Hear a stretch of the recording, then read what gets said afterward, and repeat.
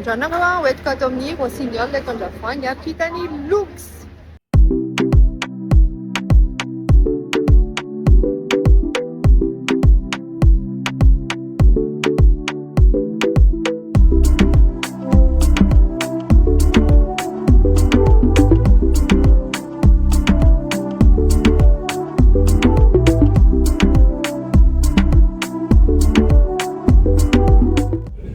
Décoration lampam-padina 9 000 ariary ny 2 litre sy tapany.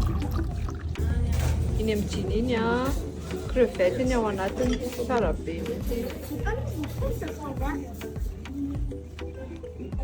Pâte sèche et steak pané.